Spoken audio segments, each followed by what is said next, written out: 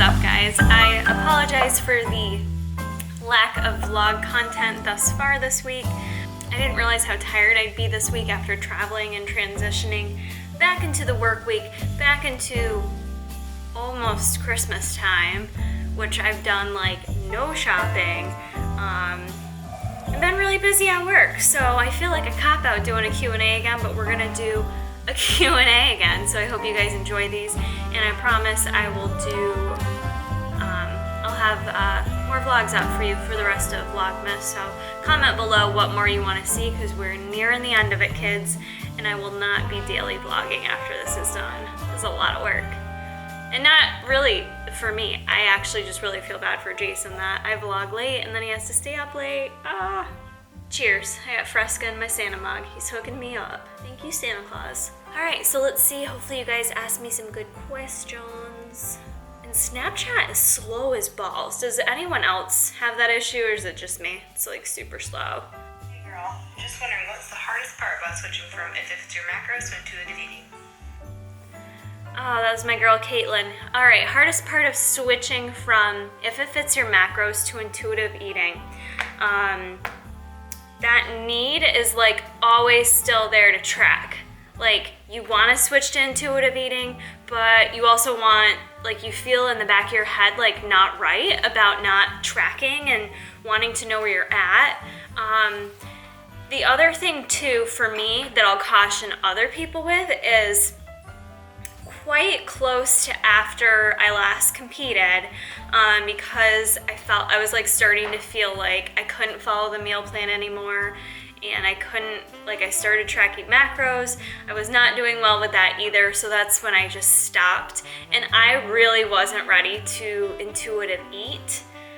I think it almost in a way not enabled me with like binge eating or going overboard, but I just feel like I did need some structure there, and I don't know, I was struggling so bad after that show, and I even kind of like pushed Danica out of the picture. Like I was like, I need to just do this on my own right now, girl.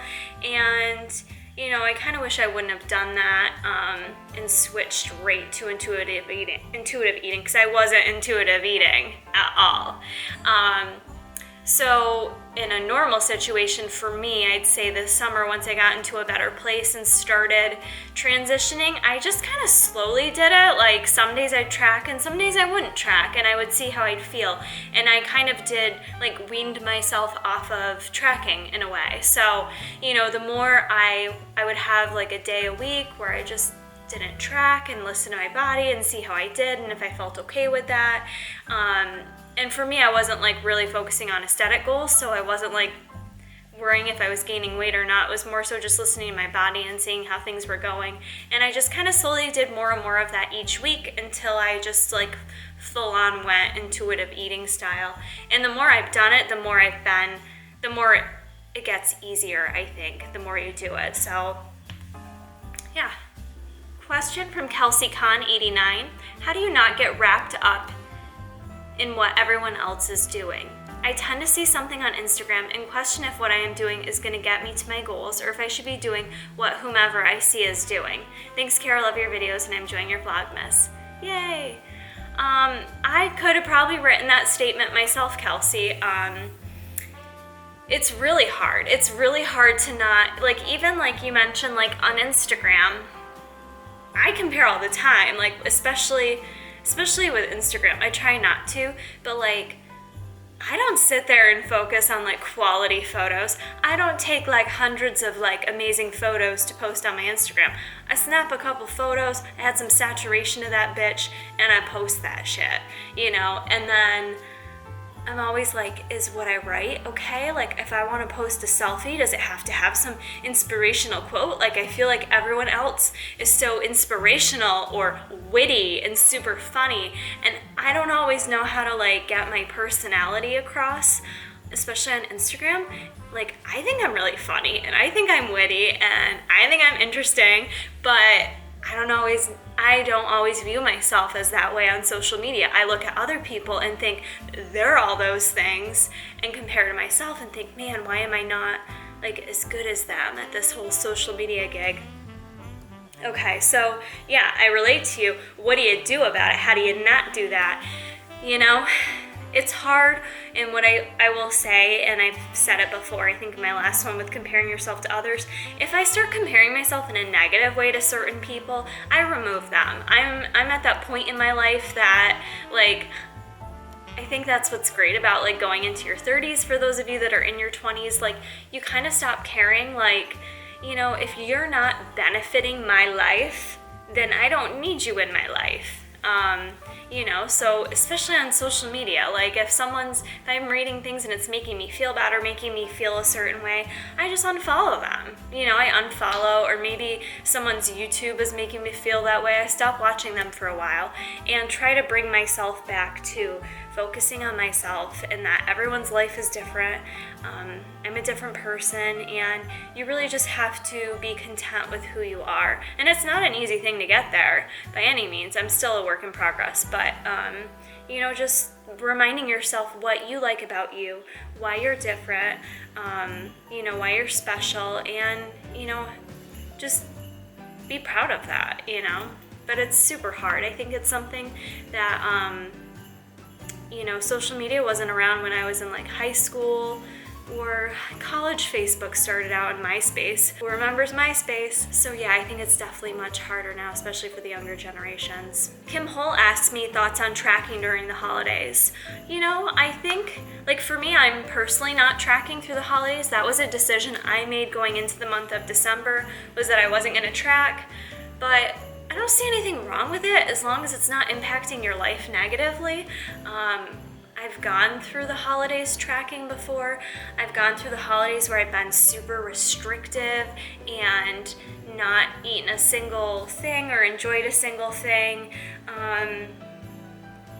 You know, does that mean you miss out on memories? Maybe. Like, I think food is definitely part of the holidays, but I think there's other memories to be made there beyond food. So I think it's nice to incorporate some of that stuff in moderation, but not lose focus on the fact that, you know, your memories are more than just the food you eat with your family. You know, but I do think it's okay to track during the holidays. Even the clients that I work with right now, for the majority of them, I like to find out what events they have going on around the holidays and just plan to not track those days. I like people to be able to have days where they don't track. You need to, I think for me, because I track so long, I almost lost touch of what it's like to just eat in a day and to trust yourself that you can do that. Your body can handle it, you can handle it, you can eat food, you can digest it, it's all gonna be okay.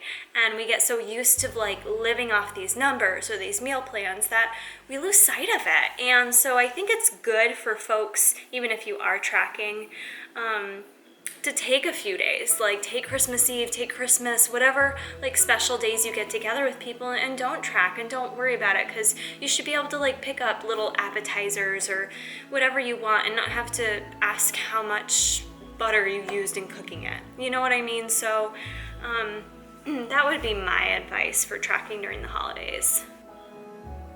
Trespasser 31. Will you ever do a meetup in Canada? I'd love to. I actually don't really live that far away from Canada. I live probably like 4 hours from Toronto. I love going to Ottawa. When we go home for like Christmas time, we're about 15 minutes from Cornwall, Montreal. You let me know, I'll be there. What's your opinion on the 10K challenge, and would you ever do it? From Biliana Bogd. My opinion on the 10K challenge, I actually personally, I really enjoy watching people do it. I remember watching Josie Mai.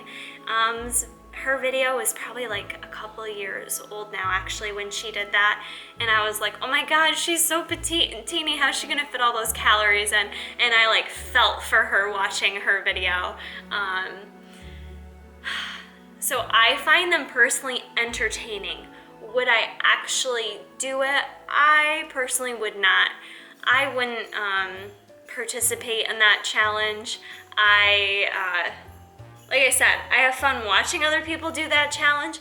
I wouldn't want to put myself through it. I think I'd be in a world of hurt, and as much as I'd like to think I could eat that much food, thighs are bigger than my stomach, and I think I'd end up barfing. And I think I'd also like feel like shit for a week straight afterwards. And then here's the other problem with me, is that if I just go overboard on a bunch of junk food, I find it really hard to, because that's what I think you'd really have to eat is junk food. You're not gonna eat 10,000 calories of vegetables. So if I did that, I honestly, and it might sound weird, but I think it would set me up for failure the rest of the week. Like I think I'd feel like shit and I wouldn't wanna eat healthy. So I will not be participating in that, but kudos to you if you participate in it. I would gladly view it. I would gladly watch you.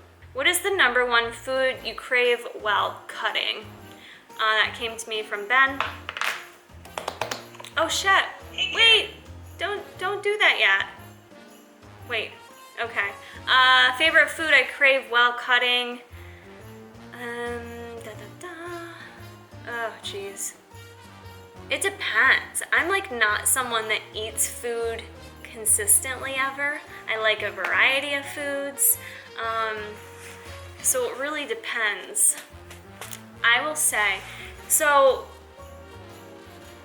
my past few cuts I normally do, if it fits your macros, and I did find doing that approach, I didn't crave food so much because I could really try to make anything fit that I wanted to, so not too much felt off limits, even though some stuff was hard to fit in, if that makes sense. On my meal plan though, I definitely was craving just more volume of food. Why do I suck at answering this question?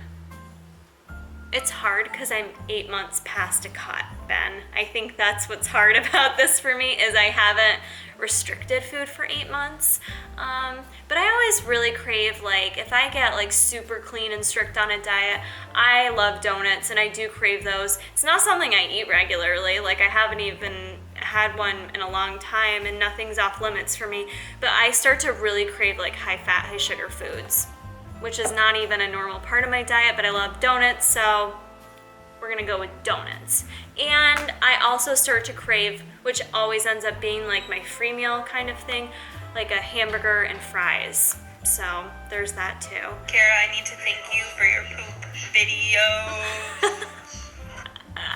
I don't know if that was supposed to be on the Q&A, but that was Alyssa Palisano checking in, liking my poop video. Got it, girl. Shit. I hate it when you open something and you miss it. I'm sorry, GenFit25. I'm gonna tell her to resend it. We'll see if she can. How to treat, Allie Fleshman asks how to treat and prevent acid reflux. In terms of your diet, you can treat it a couple ways.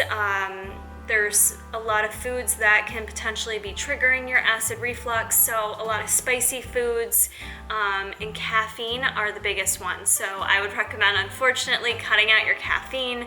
I'd recommend not doing a lot of spicy things, you know, anything like chili powder-ish with a lot of seasoning like that in it. Even things like tomato, things like real acidic. Maybe even orange juice is bothering you, anything with tomatoes in it.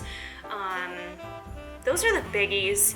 I normally start cutting out of people's diets if that's what's bothering them. There's obviously antacids and antacids. You would try that route first. I would try modifying your diet. The other recommendation I have as well with acid reflux is to not eat and then go lay down right afterwards. I'm sorry, I don't know why I'm so close to you. Don't eat and then lay down right afterwards. Like, don't have it be 9 o'clock at night, eat something, and then just go lay down, because then that is gonna cause that acid reflux. It's my recommendation for you. What is your go-to snack when you're on work? At work, I posted this organic kombucha drink. I don't know how to say it right. It had gingerberry in it. I don't know if you guys have had a kombucha before. I've never had one. It's fermented tea, so it basically turns into alcohol a bit. Like there is, I don't know, I'm not super familiar with it, but it definitely tasted a bit alcoholic. It was weird. It was definitely weird, but it very good health benefits, GI benefits, so I drank that. Not my go-to snack, but I thought I'd share that with you. Go-to snack at work, Let's see, this week I've had rice cakes with me. I've been bringing like rice cakes and I'll have fruit with me. Like I had a banana today. I've been loving go-to are any chips made with beans. The people I work with think I'm crazy. They're like, did you buy real chips or are they made with beans again? But there's a bunch of different varieties, but Benito's is really good. They make a nacho cheese flavor. Those are amazing, super high in fiber, and I like dipping them in tuna fish. Oh, just right there. Best combo, super filling. I love that. And then I also like to have on hand in my fridge at work is hummus and then like some cut up vegetables. That's the sign for cut up vegetables. I like having those in the fridge because if I'm hungry, a lot of times I have to work and eat. Like there isn't like stopping and sitting down and eating. It's like I'm shoveling in while I work. It is what it is. So I like having those quick kind of snacky things that I can get in throughout the day.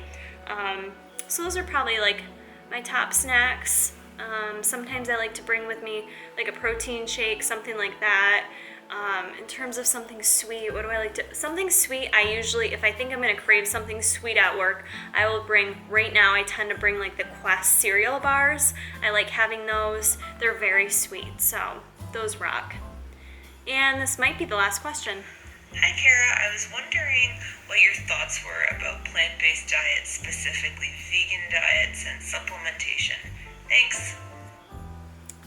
Good question. You guys know, well maybe you didn't know, but I tried a vegan diet for a week and I probably shouldn't have even put it in the YouTube world. Jason warned me, he told me so I was gonna get wicked hated on. Well, here's how it worked. I got super accepted the week that I did it, and then I got hated on because they're like, you a phony, and why is this girl like changing her mind? I am all for vegan diets. I have nothing wrong with it. I've worked with a lot of clients on vegan diets. I myself, many of you know, I was a vegetarian, lacto-ovo vegetarian, meaning I still consumed eggs and milk for 15 years, from like basically the age of 14 to 29. Is that right? Was it 15 years or am I making that up? No, maybe I was vegetarian at the age of like 13. I was vegetarian for almost 15 years. Nonetheless, respect the lifestyle of it. With vegan, I know it's super about a lifestyle and not just about the dietary choices. I think it's a great diet if you're doing it correctly. For myself, just being vegetarian, I ate a vegetarian diet. I definitely was not smart about the choices I was making. I was in college, I was broke, I was busy, I was working 3 jobs and trying to make my way through dietetics. So this girl ate Boca burgers and boxes of cereal and some vegetables and skim milk. But I didn't have a ton of variety. I was definitely not getting in my B12. I was super anemic. There are deficiencies that can occur, and more so with a vegan diet. So you do need to make sure you are getting in everything you can through the diet, making sure you have as varied of a diet as possible with a vegan diet. And then with that, you are gonna need to supplement with B12. There's like no possible way for you to be getting enough B12. You're gonna end up with a folic acid deficiency. Your methylation in your body is not gonna work properly, and my brain is not working properly to really explain that in much more detail. But you are definitely going to need some supplementation there. I would definitely advise, if you're on a vegan diet, to research that a bit more and work with someone to maybe get some blood work done regularly and make sure things are in check. But you know, that really goes for anyone's diet, whether you're a vegan diet or whether you're a keto diet, or whether you're someone like myself who's just eating right now intuitively. Our diets can all be lacking things, so it's always good to kind of do some type of a check-in with yourself to see overall what your nutrient intake is looking like, what you might be lacking, and supplement is needed. I know it's like a super general recommendation in terms of supplements, but I don't like just throwing out too specific recommendations, especially with a vegan diet. It really does depend on what they're eating. Someone asked about Fitburn, and they wanted to know, crap, I just clicked off their name, Fitburn, they wanted to know if women can take it. Absolutely, that product was developed for men and women. I didn't want to do a women's specific line. I wanted to do it for men and women, and I wanted to not necessarily like target bodybuilders. I know it's a fat burner, however, if you guys check out a video that was just posted on tigerfitness.com's YouTube account, Mark and I, while I was there, we did kind of like all you need to know about Fitburn and what's in it and the ingredients. I've also previously done this video for my channel. If you go to Tiger Fitness, there's also a full write-up with citations from the studies regarding the patented ingredients that are in there, and so you guys can check that out. As I was saying, it's more of like a lifestyle. RD Nutrition is more of a lifestyle brand, and I'm going to be coming out with a couple new products pretty soon. So check out Fitburn on tigerfitness.com. There's some reviews there from people. I didn't pay anyone to do it. I just sent them some Fitburn, you know what I'm saying? And so there's gonna be a couple more products, more lifestyle focused towards guys and girls at this point. Maybe I'll do something specific to women just cause like, you know, women are kind of the best. But anyways, comment below if you've made it to the end of this Q&A and let me know what kind of lifestyle supplements you would want to see from me and RD Nutrition. What do you think would be helpful? What do you think would be maybe something new and different on the market? Or what do you think's on the market that maybe like there's a need for something better, something more researched? I don't know. Let me know. Comment below on that. And that's going to conclude this Q&A, and that's going to conclude this day of Vlogmas. And I promise I'm going to vlog more this week. So be looking for that, be looking for a few other more fun things to end out this Christmassy month. I appreciate all of you who've been like checking in on the daily. You guys rock, you know who you are, and don't forget, I promise I'm still doing the giveaway. I may even do like, I may pick 2 people, so we'll see. Keep checking in. Remember, engagement. It's about engagement. Who's been checking in? Who's been like staying part of the community? And I don't know if I'm gonna get gifts out to you guys before Christmas. I might pick on Christmas and then send the gifts after, if that's okay with you guys. Cause a little secret time. I haven't shopped yet. Okay, we're like real close to Christmas, and that Christmas tree. There's nothing. Nothing under it. So my man's not gonna be so happy on Christmas. Oops. Just been so busy. Alright guys, that's gonna end the Q&A. I hope you enjoyed. See you in the next one.